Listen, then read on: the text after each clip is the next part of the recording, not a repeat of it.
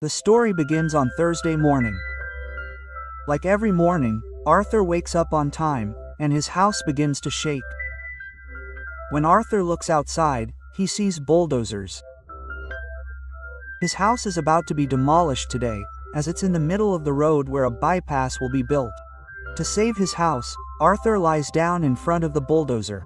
The officer says, "We informed you earlier. You should have vacated your house by now." Quote. But Arthur refuses to listen. Just then, Arthur's friend, Ford, arrives and tells Arthur, "I'm going to tell you something important today. Come with me." Quote.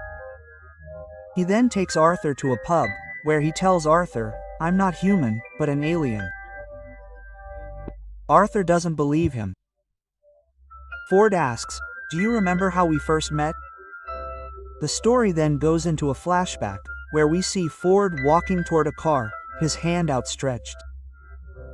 He actually wants to shake hands with the car because he doesn't know Earth's ways. But before he can collide with the car, he's almost dead. Arthur saves him, and they become friends. The story returns to the present. Ford says, "You saved my life one day.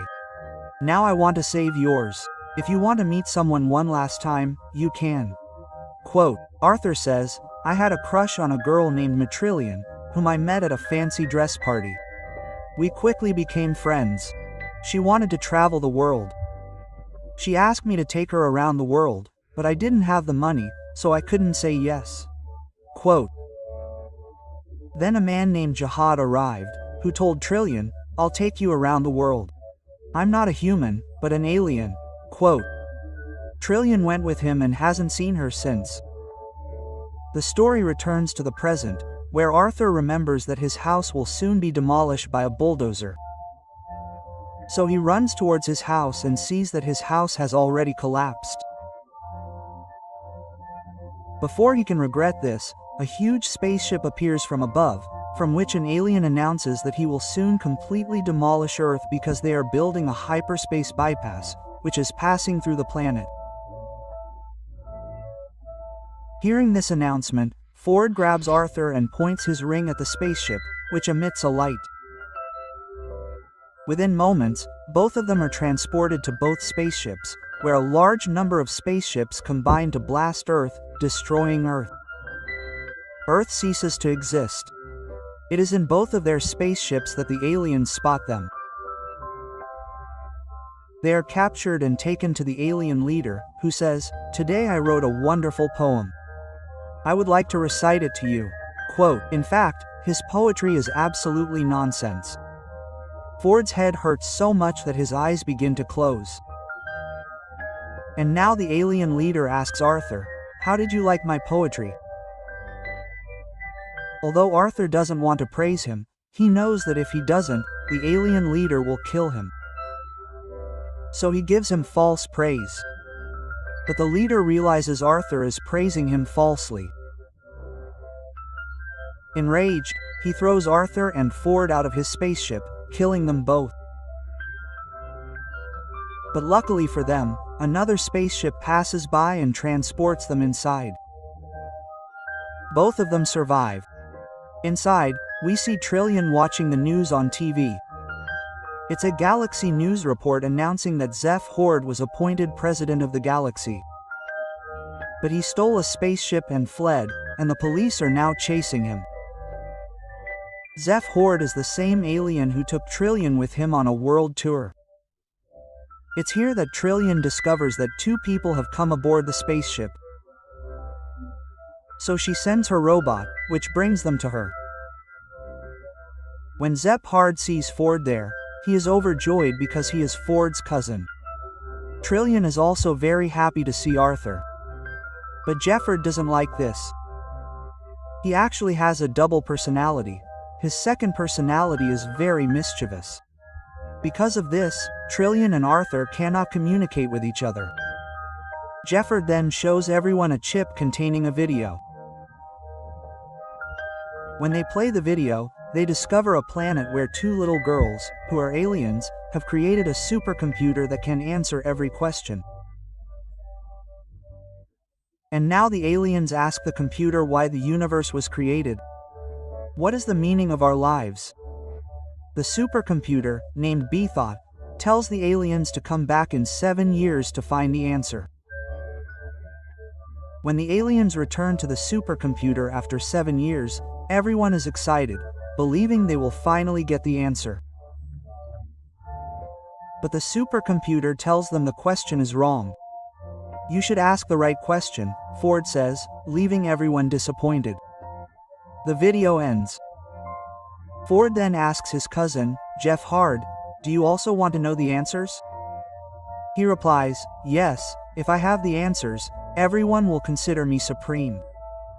My every command will be obeyed. I believe the answer to these questions lies on that planet." Quote. They decide to go to that planet. But then Zaphod's other personality presses a wrong button, sending their spaceship to another planet. They enter a hall where an alien, who Zaphod already knows, is giving a speech. He is actually his opponent. He then takes Zaphod with him and asks, "Are you here to take revenge on me? Do you still want to carry on your feud?" Quote. Zaphod replies, "No, I was going to the planet where the supercomputer is built, but I accidentally ended up on this planet." Quote.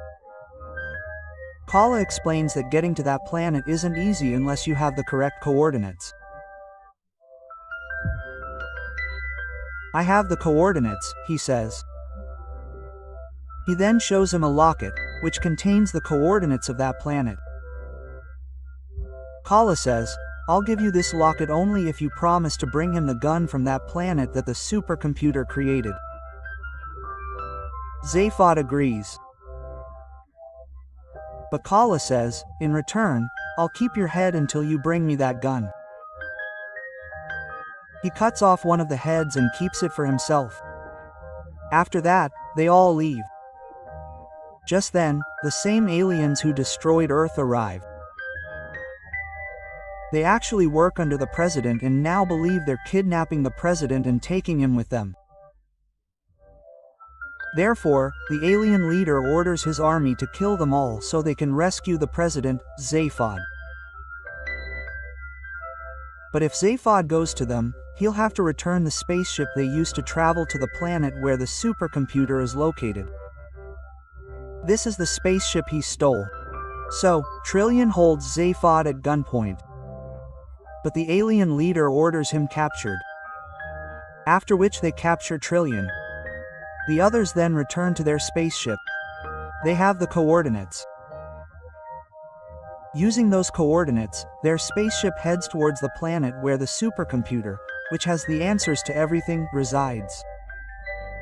But Arthur wants them to go to rescue Trillian. But even after going there, they are unable to control their spaceship. So, through a port, they all travel to the planet where Trillian has been taken. There, Trillian is shown being interrogated. She is asked, "Which planet are you from?"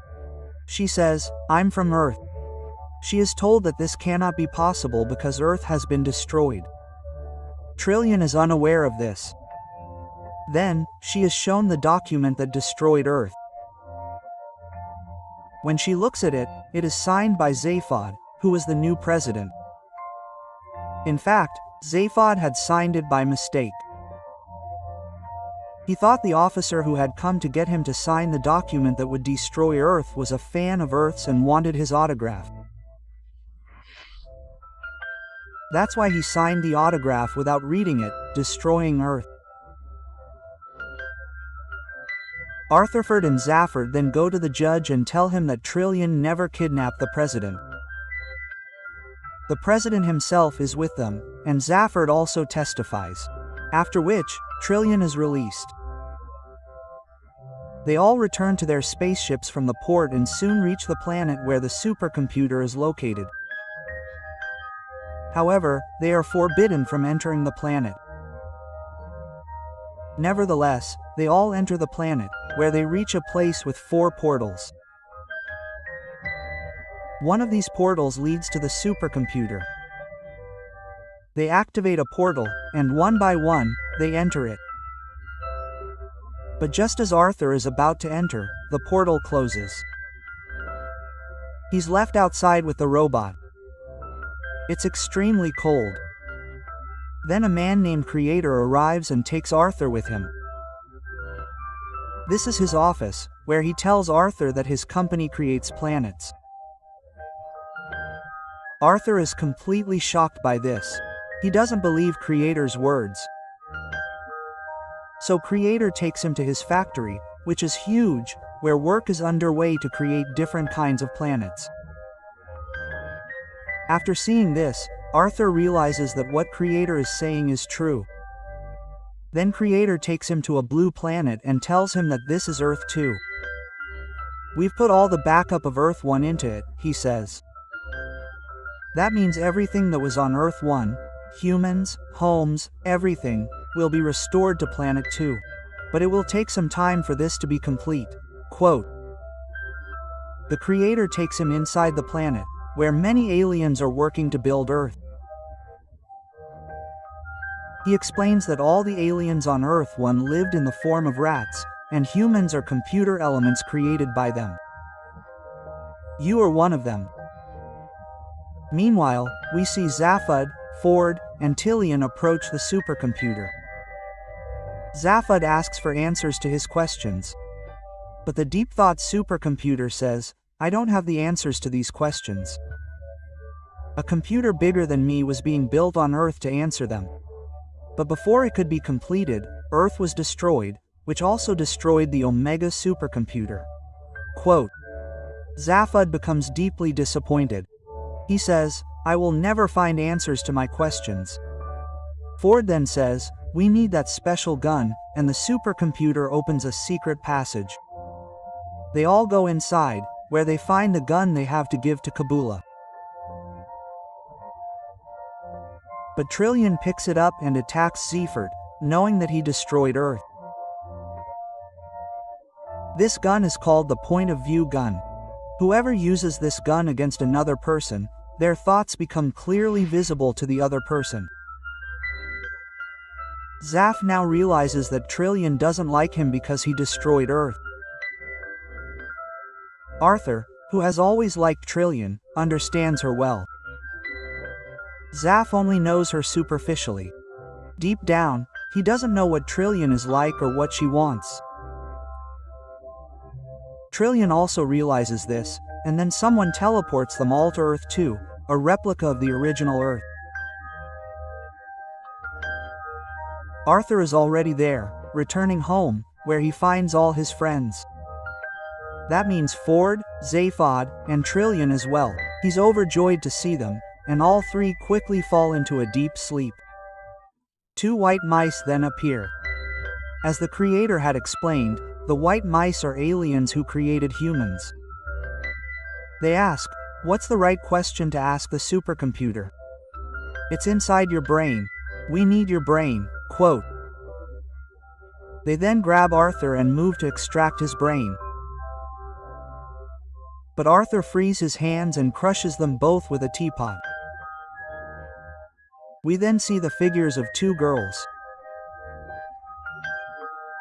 They are the same two girls who created the first supercomputer, and now they've disappeared, leaving no trace of them. His three friends regain consciousness. Outside, it's revealed that all the aliens who destroyed Earth have returned. They want their spaceship back, which Zaphod stole. Zaphod emerges with his companions and returns the spaceship. After which, the aliens leave. Arthur and Trillian are now reunited. Trillian has also realized that she loves Arthur. Furthermore, the work on Earth 2, the planet where Earth currently resides, has been completed, and numerous plants, animals, and creatures are being transported back to restore Earth to its former state. This concludes the film and story. We hope you enjoyed this story.